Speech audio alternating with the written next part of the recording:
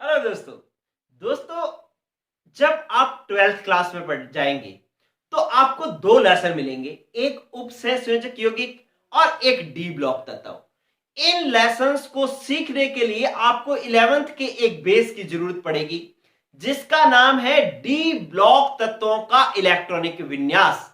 इसका मतलब है आज का जो टॉपिक हम पढ़ने जा रहे हैं डी ब्लॉक तत्वों का इलेक्ट्रॉनिक विन्यास, 11th क्लास का टॉपिक, वो अगर हम सीखेंगे तो 12th क्लास के दो लेसन कंप्लीट कर पाएंगे और बहुत ही इंपॉर्टेंट लेसन सीख पाएंगे। अगर आज की क्लास हमने नहीं देखी, आज हमने नहीं सीखा, तो 12th क्लास के दो लेसन आप सीख पाओगे, ये बात दिमाग से निकाल देना। जब वो लेसन पढ़ाए जाएंगे तो आप बैठे बैठे उबासियां लेंगे, आपको कुछ भी समझ में नहीं आएगा। लेकिन जो बच्चे क्लास देख रहे हैं, जो बच्चे पूरी क्लास देखेंगे, उनके साथ ऐसा नहीं होगा। उनको बहुत ही शानदार तरीके से आज का टॉपिक और आने वाले लेसन्स जो है समझ में आएंगे। इसी जो आपकी आवर सारणी का जो सीरियल चल रहा है उसके अंदर एक एपिसोड में हमने पहले पीरियोडिक टेबल बनाना सीखा, आवर सारणी बनानी सीखी, फिर एस ब्लॉक तत्वों का इलेक्ट्रॉनिक विन्यास लिखना सीख लिया, पी ब्लॉक का सीख लिया। आज बहुत ही अच्छे तरीके से, शानदार तरीके से सीखेंगे हम डी ब्लॉक तत्वों का इलेक्ट्रॉनिक विन्यास लिखना।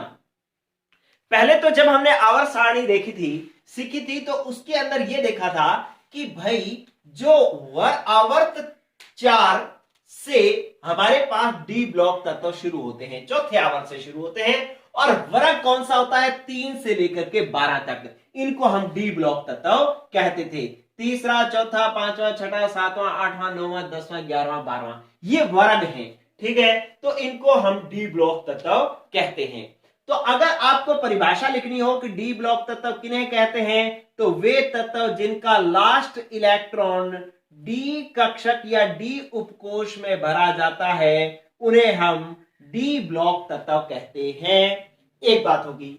अब आपको पता है कि डी उपकोष में 10 इलेक्ट्रॉन भरे जाते हैं, इसलिए कितने वर्ग होते हैं? 10 वर्ग होते हैं डी ब्लॉक तत्व में। और वो 10 वर्ग कौन कौन से होते हैं? 3 से लेकर के 12 तक के वर्ग जो है वो डी ब्लॉक तत्व कहलाते हैं। और ये चौथे आवर्त से शुरू होते हैं। चौथा आवर्त, पांचवा आवर्त, छठा आवर्त, सातवां आवर्त, इनमें ये जो है डी ब्लॉक तत्व होते हैं। अब इनका इलेक्ट्रॉनिक विन्यास कैसे लिखा जाता है? इलेक्ट्रॉनिक विन्यास लिखना सीखने के लिए आप एक स्टार डालें और एक बात समझे। बहुत शानदार बात बताने वाला हूं। क्या? कि जो हमारा वर्ग नंबर 3 है, वर्ग नंबर 3, तीसरे वर्ग के बाह्यतम कोश में जो इलेक्ट्रॉन होते हैं, कितने होते हैं? 3 इलेक्ट्रॉन होते हैं। अगर आपने पिछली वीडियो देखी है तो आप जानेंगे कि पी ब्लॉक में जो 13वां वर्ग होता है उसके भी बाह्यतम कोश में 3 ही इलेक्ट्रॉन होते हैं। तो आप कहोगे कि सर 13वें वर्ग के भी बाह्यतम कोश में 3 इलेक्ट्रॉन और तीसरे वर्ग के भी बाह्यतम कोश में 3 इलेक्ट्रॉन, तो फिर ये 13वां जो है वो पी ब्लॉक में क्यों आता है और तीसरा जो है वो डी ब्लॉक में क्यों आता है? ये गौर कर लेना। ये जो 3 इलेक्ट्रॉन होते हैं ना, ये तो भरे जाते हैं एस में 2 और पी में 1, तो S2P1, ये जो है 3 इलेक्ट्रॉन इस तरीके से भरे जाते हैं। लेकिन जो डी ब्लॉक के मतलब तीसरे वर्ग के जो 3 इलेक्ट्रॉन होते हैं वो इस तरीके से भरे जाते हैं कि S में 2 भरे जाते हैं, NS में 2 और N-1D में 1 इलेक्ट्रॉन भरा जाता है। मतलब पी ब्लॉक के 13वें वर्ग के बाह्यतम कोश में इलेक्ट्रॉन 3, ये जो 3 इलेक्ट्रॉन है वो S में 2 और तीसरा इलेक्ट्रॉन P में भरा जाता है। लेकिन तीसरे वर्ग के बाह्यतम कोश में भी 3 ही इलेक्ट्रॉन होते हैं, लेकिन इसके अंदर S में 2 और 1 इलेक्ट्रॉन जो है, लास्ट इलेक्ट्रॉन, तीसरा इलेक्ट्रॉन जो है वो किसमें भरा जाता है? डी में भरा जाता है। इसीलिए तीसरा वर्ग डी ब्लॉक तत्व में आता है और 13वां वर्ग जो है वो पी ब्लॉक तत्व में आता है, क्योंकि उसका लास्ट इलेक्ट्रॉन पी में भरा जाता है, तीसरे का लास्ट इलेक्ट्रॉन डी में भरा जाता है। तो यह बात आपको जाननी है कि तीसरे वर्ग के बाह्यतम कोश में 3 इलेक्ट्रॉन होंगे। तो ये रहा मेरे पास तीसरा वर्ग, इसके बाह्यतम कोश में 3 इलेक्ट्रॉन है और इसके जो 3 इलेक्ट्रॉन है वो कैसे भरे जाएंगे कि NS2 और N-1D में 1 इलेक्ट्रॉन भरे जाएंगे। ठीक है, आपको ये जानना है कि N का मान क्या है, क्योंकि आवर्त नंबर 4 है तो हम इसका मान रखेंगे n का मान 4, और 4 माइनस 1 क्या हो जाएगा 3, तो हम लिखेंगे 4s2 3d1। क्या होगा 4s2 3d1 इलेक्ट्रॉन लिखे जाएंगे। बाह्यतम कोष का इलेक्ट्रॉन लिखने का तरीका इसका ये रहेगा कि 4s2 3d1। ये हो गया। अब इसके बाह्यतम कोष का अगर इलेक्ट्रॉनिक विन्यास लिखना है तो अब n का जो अपने पास वर्ग नंबर 4 है, वर्ग नंबर 4 है तो बाह्यतम कोष में इलेक्ट्रॉन कितने हो गए 4। आप देखिए तीसरे के 3, चौथे के 4, पांचवें के 5, बाह्यतम कोष में इलेक्ट्रॉन कितने होंगे 5।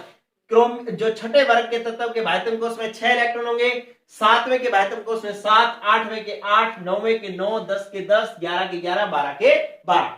ठीक है। जो हमारे पास वर्ग 13 था उसके बाह्यतम कोष में भी 3 इलेक्ट्रॉन थे, 14वें के 4 थे, 15वें के 5 थे, ठीक है, 16वें के 6, 17वें के 7, 18वें के 8। लेकिन इनके भी बाह्यतम कोष में तीसरे के 3, चौथे के 4, पांचवें के 5 होंगे, लेकिन ये जो भरे जाएंगे वो इस तरीके से भरे जाएंगे कि अब ये जो 4 इलेक्ट्रॉन है ना वो इस तरीके से भरे जाएंगे 4s2 3d2 भरे जाएंगे। ठीक है। जो टाइटेनियम का इलेक्ट्रॉनिक विन्यास लिखा जाएगा वो कैसे लिखा जाएगा 4s2 3d2 ये लिखा जाएगा। और ये कैसे लिखा गया 4s2 3d1 क्योंकि ये तीसरे वर्ग में था। अब इसका इलेक्ट्रॉनिक विन्यास बोल डालो फटाफट। क्या कि बाह्यतम कोष में इलेक्ट्रॉन कितने हैं 5, 5 कैसे भरोगे s में 2 और d में 3, तो 3 और 2 कितने हो गए 5 इलेक्ट्रॉन हो गए। ठीक है। अब ये 3d4s ही चलेगा सारों में क्योंकि आवर्त जो है सबका ही क्या है चौथा आवर्त है। अब आ जाओ आप क्रोमियम का इलेक्ट्रॉनिक विन्यास कैसे लिखोगे। क्रोमियम के बाह्यतम कोष में इलेक्ट्रॉन 6 तो कैसे भरोगे s में 2, d में 3d में कितने भरोगे 4, तो 4s2 3d4, तो क्या हो गया 4 और 2 6, ये 6 पूरे हो गए। लेकिन यहां पर आपको एक स्पेशल पॉइंट ध्यान रखना है जो कि मैं रेड पेन से लिख देता हूं कि अर्धपूरित विन्यास करने के लिए डी में क्या कर लेता है 5 और एस में कर देता है 1। डी जो है एस से 1 इलेक्ट्रॉन ले लेता है इसलिए एस में 1 रह जाता है, डी में हो जाते हैं 5। ये अर्धपूरित विन्यास करने के लिए ऐसा करता है। अब आप जाओ सातवें वर्ग में, सातवें वर्ग के बाह्यतम कोष में इलेक्ट्रॉन 7 में आप एस में कितने भरोगे 2, तो 4s2 हो गए और कितने बच गए 5, तो 3d में कितने भर दोगे 5। ठीक है। अब आओ आप आठवें वर्ग में बाह्यतम कोष में 8 इलेक्ट्रॉन, 8 तो 4s2 और 3d में कितने हो जाएंगे 6 क्योंकि 6 और 2 कितने हो गए 8। इसी तरीके से आप आओ नौवें वर्ग में, नौवें वर्ग के बाह्यतम कोष में 9 इलेक्ट्रॉन, तो क्या हो जाएगा 4s2 और 3d में s 9 थे, 9 में से 2 आगे तो कितने बचे 7, तो d में आप भर दो 7। ठीक है। इसी तरीके से चलते चलो ये वाली बात आप लिख लेना, इसको मैं साफ कर रहा हूं। चलिए अब आप आओ कि निकल के बाह्यतम कोष में 10 इलेक्ट्रॉन, क्योंकि ये 10वें वर्ग में है तो ये 10 इलेक्ट्रॉन कैसे भरे जाएंगे 4s में 2 और 3d में 8, 8 और 2 कितने हो गए 10। इसी तरीके से कॉपर के बाह्यतम कोष में 11 इलेक्ट्रॉन होंगे, 11 कैसे भरे जाएंगे 4s में 2 और 3d में 9। लेकिन यहां पर भी एक परिवर्तन आएगा, क्या कि डी कहेगा कि यार मेरे बाह्यतम कोष में 9 इलेक्ट्रॉन है, अगर 10 हो जाते ना तो मेरा पूर्ण पूरित विन्यास हो जाता, मैं स्थायी हो जाता। तो ये क्या कहेगा एस को कहेगा कि भाई 1 इलेक्ट्रॉन दे दे, तो ये एस से 1 इलेक्ट्रॉन ले लेगा तो एस में बच जाएगा 1 और डी में कितने हो जाएंगे 10। तो ये पूर्ण पूरित विन्यास करने के लिए इसका इलेक्ट्रॉनिक विन्यास इस प्रकार से हो जाता है। इसके बाद आप आ जाओ जिंक में। जिंक जो है वो 12वें वर्ग में है तो 12वें के बाह्यतम कोष में 12 इलेक्ट्रॉन, 12 कैसे भरोगे आप एस में कितने भरोगे 2 और डी में कितने भरोगे 10। ठीक है। तो 10 और 2 12 कंप्लीट हो गए। तो इस तरीके से ये तो हुआ बाह्यतम कोष का इलेक्ट्रॉनिक विन्यास। अगर मैं इसका सामान्य बाह्यतम कोष का इलेक्ट्रॉनिक विन्यास लिखना चाहूं, सामान्य बाह्यतम कोष का इलेक्ट्रॉनिक विन्यास अगर मैं लिखना चाहूं तो क्या हो जाएगा कि ns में तो 2 इलेक्ट्रॉन भरे जाते हैं। आप सारों में देख लो कि ns में 2 2 2 है, सब में ये 2 स्थितियां छोड़ करके बाकी सब में 2 2 इलेक्ट्रॉन भरे हुए हैं। और n-1d में कितने इलेक्ट्रॉन भरे हुए हैं 1 से शुरू हुए और 10 तक, डी में 1 इलेक्ट्रॉन से शुरू हुआ और डी में 10 इलेक्ट्रॉन तक चले, तो मैं यहां पर लिख देता हूं D1 to 10। तो अगर आपको ये वाला प्रश्न 11वीं में कंपटीशन में बहुत बार सामान्य से प्रश्न पूछ लिया जाता है कि डी ब्लॉक तत्वों का सामान्य इलेक्ट्रॉनिक विन्यास लिखो, तो ये होगा NS2 N-1D 1 to 10, मतलब NS2 और N-1D में 1 से 10 इलेक्ट्रॉन तक भरे जा सकते हैं। ये हो गया इसका सामान्य बाह्यतम कोश का इलेक्ट्रॉनिक विन्यास। चलिए, अब आपको पता है कि जब हम बाह्यतम कोश का इलेक्ट्रॉनिक विन्यास लिख लेते हैं तो उसके अंदर एक अक्रिय गैस लिखनी होती है, अपने को एक अक्रिय गैस लिखनी होती है। और अक्रिय गैस हम कैसे लिखते हैं, पिछले एपिसोड में मैंने आपको सिखाया था कि अगर ये चौथे आवर्त के तत्व है ना, तो इनमें जो अक्रिय गैस लिखी जाएगी वो एक आवर्त पहले वाली लिखी जाएगी। एक आवर्त पहले कौन सा है, ये चौथा है, तो पहले वाला आवर्त कौन सा होगा, तीसरा। तो इसका मतलब तीसरे की हमने अक्रिय गैस लिखनी है। और तीसरे की अक्रिय गैस जो है वो कौन सी होती है, तीसरे में, पहले में हीलियम, दूसरे में नियॉन, तीसरे में आर्गन। तो इसका मतलब है इन सब में जो अक्रिय गैस लिखी जाएगी वो आर्गन लिखी जाएगी, आर्गन 18। इसमें भी लिखा जाएगा आर्गन 18, इसमें भी लिखा जाएगा, इसमें भी, इसमें भी, इसमें भी, सब में आर्गन 18 लिखा जाएगा। तो ये हो जाएंगे इसका इलेक्ट्रॉनिक विन्यास कंप्लीट। बाह्यतम कोश का तो हो गया NS2 N-1D 1 to 10 और साथ में अक्रिय गैस होगी सब में आर्गन आर्गन आर्गन। ये बात होगी चौथे वर्ग का इलेक्ट्रॉनिक विन्यास हो गया कंप्लीट, चौथे आवर्त का। ठीक है, तो ये जो है एक आवर्त डी ब्लॉक तत्वों का एक आवर्त मैंने जिसका इलेक्ट्रॉनिक विन्यास लिखना सिखा दिया। आपको समझ करके खुशी होनी चाहिए कि यार मेरे को क्या करना है। मेरे को ये पता है कि भाई तीसरे वर्ग के बाह्यतम कोश में 3 इलेक्ट्रॉन, 3 में से 2 में S में भरूंगा और 1 में D में भरूंगा। S में कितने, 4S NS2 और N-1D 1। D जो होता है वो बाह्यतम कोश से अंदर बड़ा कोश होता है। ठीक है, तो 3D1 एक बात होगी। अब आपको ये समझना है कि यहां पर 4 क्यों आया। 4 इसलिए आया क्योंकि आवर्त संख्या 4 है। 4 जो आवर्त संख्या होता है वही कोश संख्या होती है, तो इसका मतलब है इसका कोश होगा चौथा। 4S2 हो गया और D अंदर वाला लिया जाता है तो 3D1 हो गया। ठीक है, तो ये 4S2 3D1, 4S2 3D2, 4S2 3D3 इस तरीके से चलता जाएगा। ये जो 2 स्पेशल एग्जांपल है वो मैंने अलग से लिख दिए हैं। अब ये लिखने के बाद में ये हर बच्चा लिख लेगा। ठीक है, इसके बाद जो समस्या आती है वो अक्रिय गैस लिखने की समस्या आती है, क्योंकि अक्रिय गैस लिखने के बाद में हमारा इलेक्ट्रॉनिक विन्यास हो जाता है कंप्लीट। अब अक्रिय गैस कैसे लिखी जाती है कि जिस आवर्त के तत्व का इलेक्ट्रॉनिक विन्यास लिखा जा रहा है उसमें जो अक्रिय गैस होती है वो इससे एक पहले वाले आवर्त की आती है। मतलब ये चौथा आवर्त है तो तीसरे आवर्त की अक्रिय गैस लिखी जाएगी और तीसरे आवर्त में आर्गन अक्रिय गैस होती है। तो आप इन सब के आगे जैसे 4S2 3D और आर्गन लिख दोगे तो ये इसका इलेक्ट्रॉनिक विन्यास हो जाएगा कंप्लीट। कैसे पता लगा कंप्लीट कि इसके देखो इलेक्ट्रॉन 18, 2 20 और 1 21, इसका परमाणु क्रमांक 21 है, इसका मतलब ये इसका कंप्लीट हो गया। ठीक है, आर्गन 18, 2 20, 2 22, इसके भी 22, 18 3 21 और 2 23, ये लो पूरा हो गया। 18 5 23 और 1 24, ये लो पूरा हो गया। 18 और 5 23 और 2 कितने हो गए 25, ये लो 25 पूरा हो गया। तो इस तरीके से ये इलेक्ट्रॉनिक विन्यास हो गया इसका कंप्लीट। अब कुछ और बातें सीखी अगर आपने, अगर मैं आपको कहूं कि आवर्त नंबर 5 का इलेक्ट्रॉनिक विन्यास लिखो, आवर्त नंबर 5 का इलेक्ट्रॉनिक विन्यास लिखो, तो उसके अंदर क्या होगा, सारा का सारा यही सिस्टम चलने वाला है। लेकिन अंतर क्या हो जाएगा कि जहां पर 4S2 है वहां पर आप क्या कर दोगे 5S2 और D कैसा कर दोगे 4D1।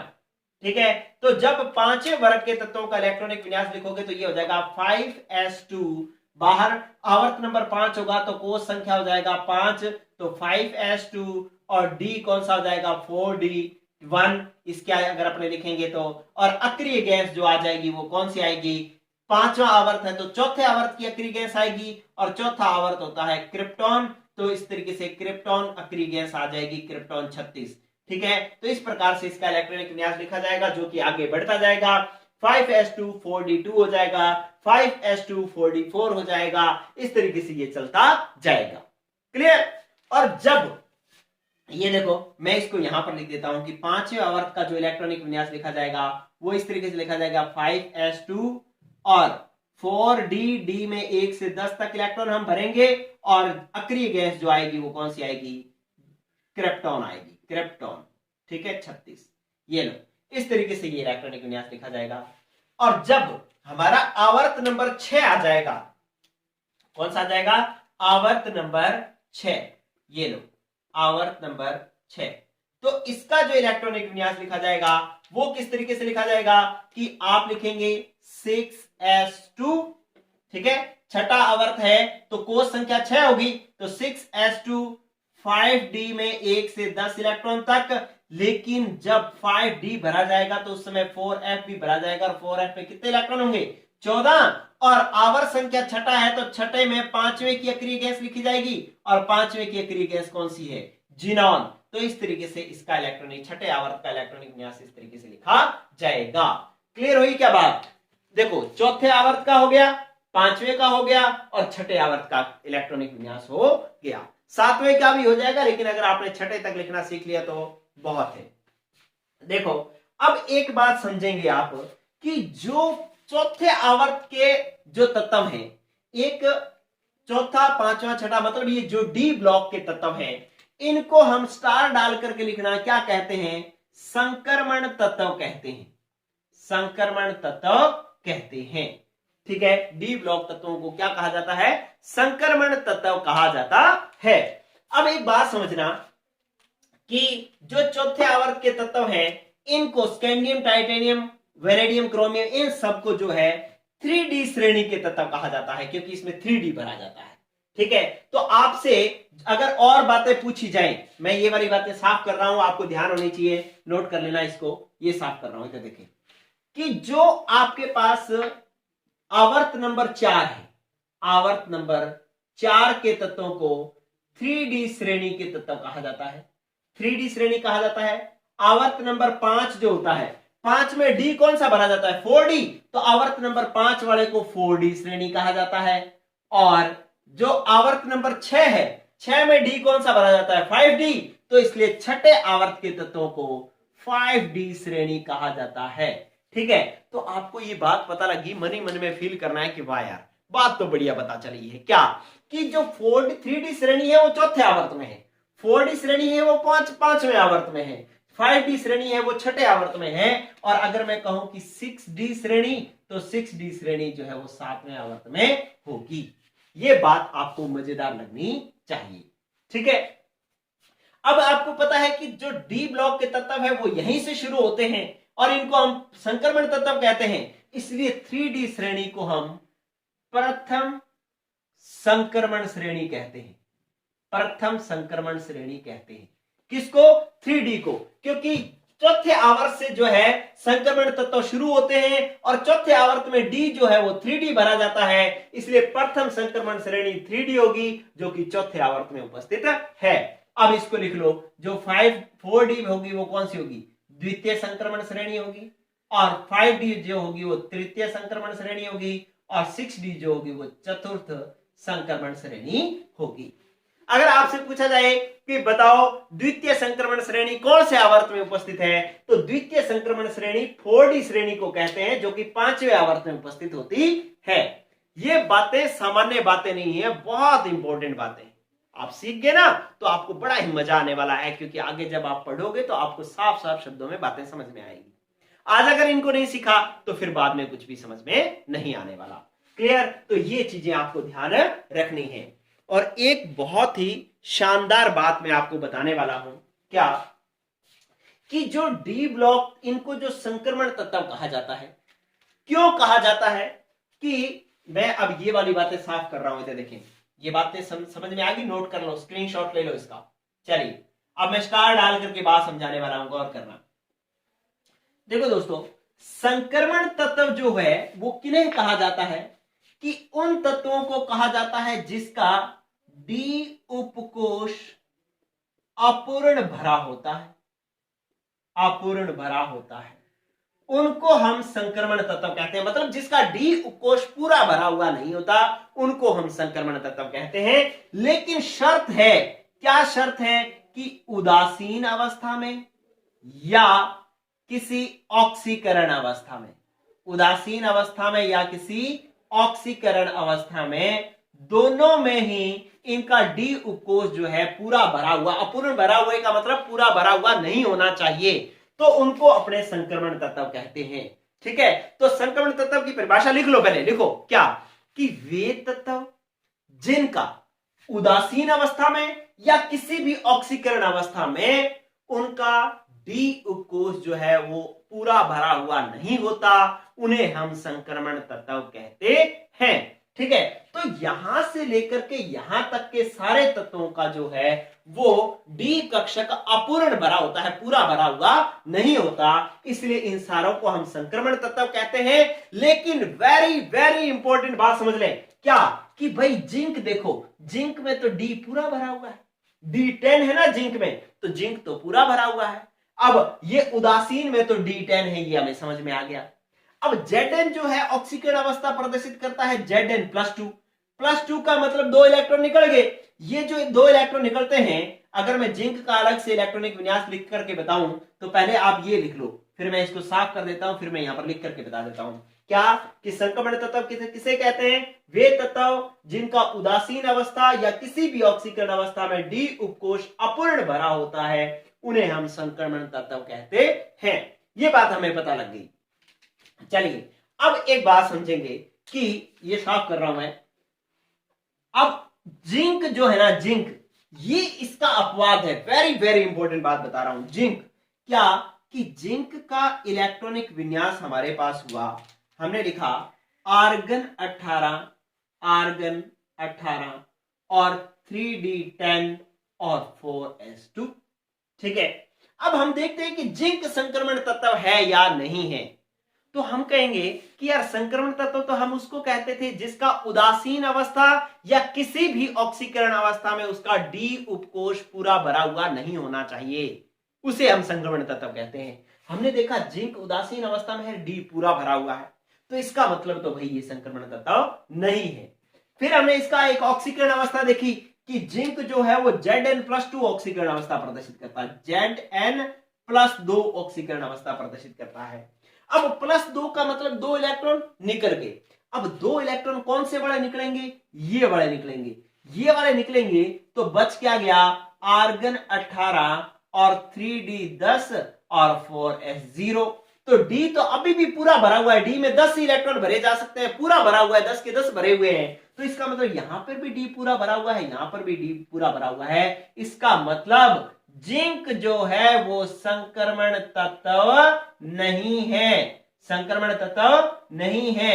तो आपको मजेदार बात पता चल गई कि सारे के सारे, वैसे तो डी ब्लॉक तत्वों को संक्रमण तत्व कहा जाता है, लेकिन जिंक ऐसा तत्व आपको मिल गया जो डी ब्लॉक तत्व तो है लेकिन संक्रमण तत्व नहीं है, क्योंकि संक्रमण तत्व की शर्त थी कि उसका डी कक्षक जो है वो पूरा भरा हुआ नहीं होना चाहिए किसी भी कंडीशन में। लेकिन हमारे पास तो जिंक जो है दोनों ही कंडीशन में डी कक्षक जो है पूरा भरा हुआ है, इसका मतलब ये संक्रमण तत्व नहीं है। आपको वेरी इंपॉर्टेंट आंसर आपको पता चल गया।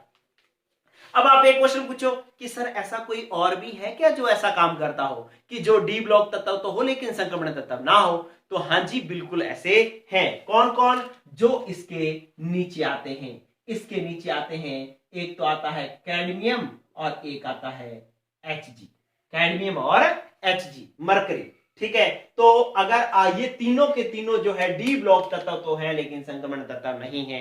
अगर आपसे पूछा जाए कि निम्न में से कौन सा डी ब्लॉक तत्व तो है लेकिन संक्रमण तत्व नहीं है, तो जिंक भी संक्रमण तत्व नहीं है, कैडमियम भी नहीं है और मरकरी भी संक्रमण तत्व नहीं है। क्लियर, तो ये बातें हुई आपकी कंप्लीट। अब आप एक गौर करो, आपके मन में एक सवाल आ रहा होगा, आप इसका स्क्रीनशॉट ले लें, भाई ये 3 तत्व हैं जो संक्रमण तत्व नहीं है, और क्यों नहीं है, क्योंकि इसका डी कक्षक पूरा भरा हुआ होता है। चलिए ये कर रहा हूं मैं साफ।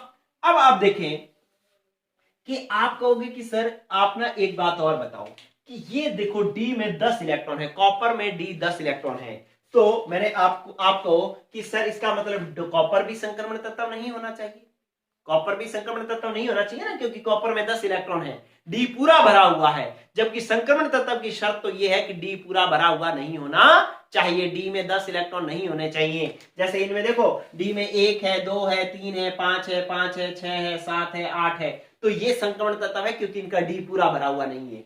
लेकिन जिंक संक्रमण तत्व नहीं है क्योंकि डी पूरा भरा हुआ है। अब डाउट आ गया किस पर, ये अड़ करके खड़ा रह गया कि भाई मेरा तो डी पूरा भरा हुआ है, तो मुझे बताओ मैं संक्रमण तत्व हूं या नहीं हूं। तो बनाते हैं भाई, क्या करें कि ये लो कॉपर Cu, ठीक है, इलेक्ट्रॉनिक विन्यास लिखेंगे अपने। कॉपर का इलेक्ट्रॉनिक विन्यास आपके पास आ गया आर्गन 18 और 3d 10 और 4s1, ठीक है। तो हमने देखा इसका उदासीन अवस्था में तो डी पूरा भरा हुआ है, लेकिन मैंने अगर इसकी एक ऑक्सीकरण अवस्था बनाई Cu+2, ये Cu+2 अवस्था भी प्रदर्शित करता है। जब +2 प्रदर्शित करता है तो आर्गन 18+2 का मतलब 2 इलेक्ट्रॉन निकलेंगे। अब 2 कौन से निकलेंगे, एक तो यहां से निकलेगा, एक यहां से निकलेगा, तो ये क्या हो जाएगा 3d9 और 4s0 अल। ये देखो डी तो इसका पूरा भरा हुआ है ही नहीं, तो इसका मतलब है कि यहां पर तो डी पूरा भरा हुआ था, लेकिन इसकी ऑक्सीकरण अवस्था में डी पूरा भरा हुआ नहीं है। इसका मतलब ये संक्रमण तत्व है। क्लियर। तो अगर आपसे ये पूछा जाए कि कौन सा ऐसा तत्व है जिसका उदासीन अवस्था में डी उपकोष पूरा भरा हुआ होता है लेकिन फिर भी वो संक्रमण तत्व है, कौन है ऐसा, कॉपर। डी पूरा भरा हुआ है उदासीन अवस्था में लेकिन फिर भी संक्रमण तत्व है, क्योंकि इसकी ऑक्सीकरण अवस्था में इसका डी पूरा भरा हुआ नहीं होता, इसलिए ये संक्रमण तत्व है। आप कहो कि सर ऐसे और कौन कौन से हैं, तो ऐसे भाई इसके नीचे आने वाले यही काम करेंगे जिनको हम सिक्का धातुएं कहते हैं, कि कॉपर, Ag और Au, ठीक है। कॉपर, तांबा, चांदी, सोना, इनको हम क्या कहते हैं, सिक्का धातुएं, कॉइन मेटल्स, क्योंकि सिक्का इन्हीं से बनता है। जो सिक्का होता है ना कॉइन हमारा पैसे रुपए वाला, तो उसको अपने कहते हैं ये इन्हीं से बना होता है, इसलिए इनको कहा जाता है सिक्का धातुएं, ठीक है, सिक्का धातुएं। तो आपसे एक और प्रश्न आ गया कि सिक्का धातु कौन कौन सी है, कॉपर, सिल्वर और गोल्ड। Au को सोना कहते हैं, गोल्ड Au, ये तीनों जो है सिक्का धातुएं हैं, और इन तीनों का डी उपकोष उदासीन अवस्था में पूरा भरा होता है, लेकिन फिर भी ये संक्रमण तत्व हैं, क्योंकि इनकी ऑक्सीकरण अवस्था में इनका डी जो है वो रिक्त हो जाता है, डी में 9 ही इलेक्ट्रॉन रह जाते हैं। तो ये हुई डी ब्लॉक तत्वों की वेरी वेरी इंपॉर्टेंट बातें, जिसमें हमने डी ब्लॉक तत्वों का इलेक्ट्रॉनिक विन्यास लिखना सीखा और प्लस इसके कुछ इंपॉर्टेंट टॉपिक्स को बात करी अपने। अब हमारी बारी है एफ ब्लॉक तत्वों के इलेक्ट्रॉनिक विन्यास की। अगले एपिसोड में हम पढ़ेंगे एफ ब्लॉक तत्वों का इलेक्ट्रॉनिक विन्यास कैसे लिखा जाता है। तो अगला एपिसोड भी आप जरूर देखिएगा, क्योंकि अगर नहीं देखा तो आपकी सारी सीरीज खराब हो जाएगी। आपने एस सीख लिया, पी सीख लिया, डी सीख लिया, अब एफ ना सीखेंगे तो फिर सारा सिस्टम खराब हो जाएगा। इसलिए एस भी आप लगे हाथ सीख ही ले, एफ भी आप लगे हाथ सीख ही लेंगे। क्लियर। तो नेक्स्ट एपिसोड में मैं आपको एफ ब्लॉक तत्वों का इलेक्ट्रॉनिक विन्यास करवाऊंगा, हालांकि वो थोड़ा अटपटा है लेकिन करवाऊंगा। क्लियर। तो आज के लिए इतना ही, पढ़ते रहें, गुड बाय।